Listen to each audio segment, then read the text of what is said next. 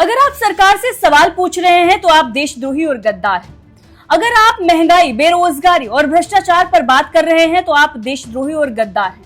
ये हम नहीं बल्कि बीजेपी ही कहती है।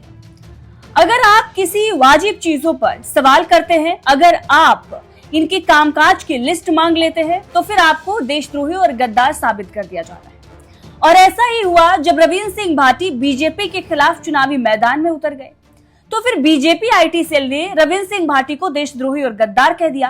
लेकिन अब यही बीजेपी पर महंगा पड़ता जा रहा है। जमीनी हालात तो बदले ही हैं। अब रविंद्र सिंह भाटी जमकर अपने भाषणों में इसका इस्तेमाल कर रहे हैं और बीजेपी पर जमकर वो हमला बोल रहे हैं। अब चाहे आप खली को बुला लीजिए खलबली करने के लिए या फिर आप कंगना रनौत को बुला लीजिए, ये काम नहीं आने वाला। ये साबित कर दिया है रविंद्र सिंह भाटी ने। अपने एक भाषण में पहली बार रविंद्र सिंह भाटी ने बीजेपी की ऐसी बखिया उधेड़ी है जिसके बाद प्रधानमंत्री नरेंद्र मोदी और गृह मंत्री अमित शाह दोनों भौचक्के हैं। आखिर क्या कहा है रविंद्र सिंह भाटी ने, चलिए सबसे पहले उनका बयान आपको सुनाते हैं, सुनिए।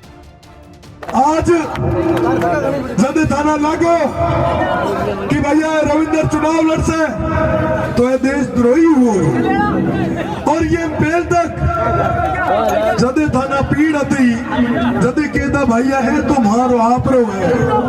अरे टोगड़ा भेड़ा टाल दिया इतना बेगा कांगे टोगड़ा टाला भैया। आज हमें खली ना ले आया है।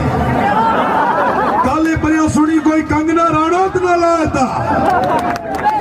अरे भैया ये ना तो ले आओ, मैं स्वागत करा।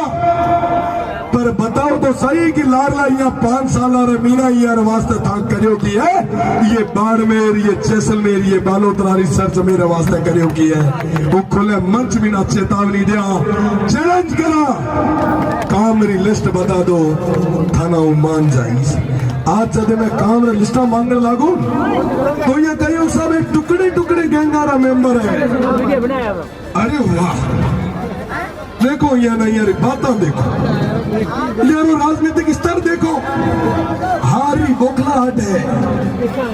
आप सब तो ये गर्मी रमीना बैठा हो तो ही प्रासियों को नहीं आया तो हमारे तो ऐसी रमीना भी प्रासियों झलियो कभी है। तो आपने सुना निर्दलीय प्रत्याशी बाड़मेर जैसलमेर के रविंद्र सिंह भाटी कैसे हुए कह रहे हैं कि ना तो खली खलबली मचा पाएंगे और ना ही कंगना रनौत जमीन बचा पाएंगे। बाड़मेर, जैसलमेर, बलोतरा की जो जनता है वो रविंद्र सिंह भाटी को ही चुनेगी। उसे पता है कि 5 साल में सिर्फ एक बार टूर करने वालों को नहीं चुनना है बल्कि 5 साल जनता के बीच में रहकर काम करने वालों को चुनना है। उम्मीदवार देखकर ही इस बार वोट किया जाएगा। अगर उम्मीदवार ढंग का नहीं है तो फिर वो आपके कामकाज नहीं आएगा। बीजेपी ऐसे उम्मीदवारों को टिकट देती ही क्यों है जो 5 साल अपने क्षेत्र में ना घूमे और पैसे के दम पर टिकट ले लें। या फिर वो जनता के भलाई के काम तो छोड़िए, कई जगह से खबरें तो ये आ रही हैं कि जनता की जमीन हड़प कर बैठे हुए हैं। गाजियाबाद के जो बीजेपी के उम्मीदवार हैं अतुल गर्ग, उन पर ही यही आरोप लग रहा है। अब सवाल ये है कि बीजेपी की ऐसी कौन सी मजबूरी है कि ऐसे लोगों को टिकट देना पड़ता है? क्या टिकट देने से पहले इनकी जांच नहीं होती? और अगर आप जनता की आवाज नहीं सुन रहे हैं और उसके बाद भी अगर उम्मीदवार उस क्षेत्र में उतार दे रहे हैं तो जनता तो उन्हें ही चुनेगी जो जनता के काम करें, ना कि ऐसे उम्मीदवार को जो सिर्फ और सिर्फ अपनी हेकड़ी दिखाकर जनता को डरा धमका कर रखे।